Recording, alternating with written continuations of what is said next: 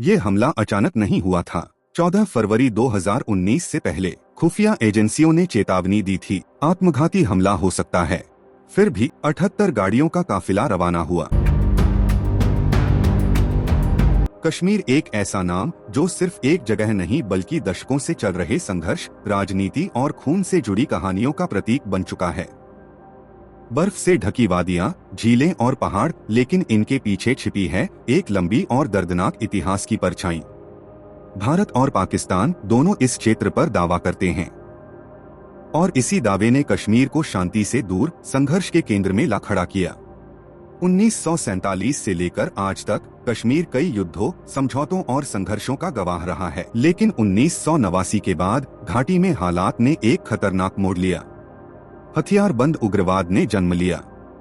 शुरुआत में यह सीमा पार से प्रायोजित था, लेकिन धीरे धीरे इसने स्थानीय जमीन पर भी जड़ें जमानी शुरू कर दी। 1990 का दशक कश्मीर के लिए सबसे खून खराबे वाला दौर साबित हुआ। आतंकी हमले, टारगेट किलिंग, पलायन और जवाब में सुरक्षा बलों की कार्रवाई, ये सब रोजमर्रा की सच्चाई बन गए। आम नागरिक सबसे ज्यादा पिसे। स्कूल बंद, बाजार बंद, डर और अविश्वास हर तरफ फैल गया। समय के साथ भारत ने आतंक के खिलाफ सख्त रणनीति अपनाई। कई बड़े आतंकी मारे गए, कई नेटवर्क टूटे, लेकिन आतंकवाद पूरी तरह खत्म नहीं हुआ, उसने अपना रूप बदल लिया। 2010 के बाद एक नई समस्या सामने आई, लोकल आतंकवाद। पत्थरबाजी, सोशल मीडिया के जरिए कट्टरपंथी प्रचार और युवाओं को बहकाने की रणनीति। 2016 में हिजबुल मुजाहिदीन के एक स्थानीय कमांडर की मौत ने इस आग में घी डाल दिया। घाटी में बड़े पैमाने पर हिंसा भड़की। सैकड़ों युवा बंदूक उठाकर आतंकी संगठनों में शामिल हो गए। अब हमले सिर्फ बाहर से आए आतंकियों के नहीं थे, अब नाम स्थानीय थे, चेहरे अपने ही मोहल्ले के थे। इसी दौर में पाकिस्तान आधारित आतंकी संगठन जैश-ए-मोहम्मद फिर से सक्रिय हुआ। उसका मकसद साफ था, भारत में बड़े, हाई इम्पैक्ट हमले करना। 2015 से 2018 के बीच पठानकोट एयरबेस हमला, उरी ब्रिगेड हेडक्वार्टर हमला, पंपोर और लेथपोरा जैसी घटनाएं इसी रणनीति का हिस्सा थीं। हर हमले के बाद भारत ने विरोध किया, सबूत दिए, अंतर्राष्ट्रीय मंचों पर आवाज उठाई, लेकिन जवाब में आतंक की फैक्ट्री चलती रही। और फिर आया 2019। अब कहानी एक नाम पर आकर टिकती है, आदिल अहमद डार। पुलवामा जिले के काकापोरा का रहने वाला 22 साल का युवक। एक आम परिवार से निकला हुआ, कोई बड़ा अपराधी नहीं, कोई बाहरी घुसपैठिया नहीं। बताया जाता है कि आदिल कई बार सुरक्षा एजेंसियों की नजर में आया, पकड़ा गया, पूछताछ हुई और सबूत न मिलने पर छोड़ दिया गया। लेकिन इस दौरान उसके भीतर कुछ बदल चुका था। कट्टरपंथी विचार, सोशल मीडिया प्रचार और आतंकी संपर्कों ने धीरे धीरे उसे जैश-ए-मोहम्मद तक पहुंचा दिया। फरवरी 2019 से पहले ही खुफिया एजेंसियों ने चेतावनी दी थी। सूचना थी कि आत्मघाती हमला हो सकता है। यहां तक कि जैश-ए-मोहम्मद ने एक वीडियो जारी किया, सीधा संकेत कि कुछ बड़ा होने वाला है। लेकिन जमीन पर हालात वैसे नहीं बदले जैसे बदलने चाहिए थे। 14 फरवरी 2019 जम्मू से श्रीनगर सीआरपीएफ का एक बड़ा काफिला राष्ट्रीय राजमार्ग पर आगे बढ़ रहा था। 78 वाहन, 2500 से ज्यादा जवान।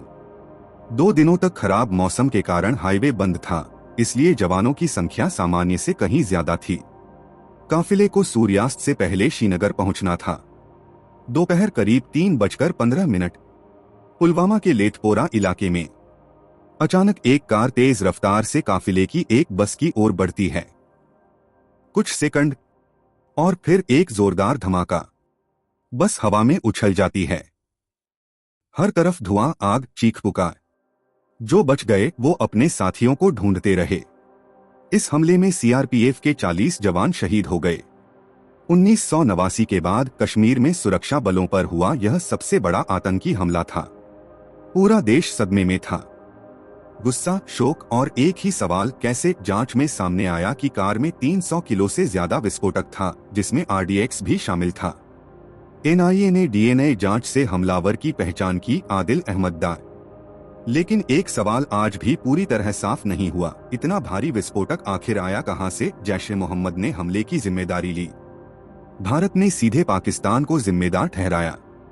पाकिस्तान ने इनकार किया, लेकिन अंतर्राष्ट्रीय दबाव तेजी से बढ़ा। भारत पाक संबंध अपने सबसे निचले स्तर पर पहुंच गए। देश के भीतर बदले की मांग तेज हो गई। हर शहर, हर गांव, हर घर में शहीदों की तस्वीरें थीं। इसके बाद सैन्य तनाव बढ़ा, सीमाएं गर्म हो गईं। पूरा क्षेत्र युद्ध के कगार पर खड़ा था। एनआईए की जांच में 19 आरोपियों की पहचान हुई। कई आतंकी मारे गए, कई गिरफ्तार हुए। लेकिन पुलवामा ने भारत को एक कड़वा सच दिखा दिया, आतंकवाद अब सिर्फ सीमा पार से नहीं, भीतर से भी चुनौती बन चुका है। पुलवामा सिर्फ एक हमला नहीं था, यह वर्षों की साजिश, नफरत, कट्टरपंथ और चूक का नतीजा था। और अंत में यह कहानी हमें याद दिलाती है, देश की सुरक्षा सिर्फ हथियारों से नहीं, बल्कि सतर्कता, जिम्मेदारी और सही फैसलों से होती है। शहीद अमर हैं, पुलवामा कभी भुलाया नहीं जाएगा। 14 फरवरी भारत के इतिहास का ब्लैक डे।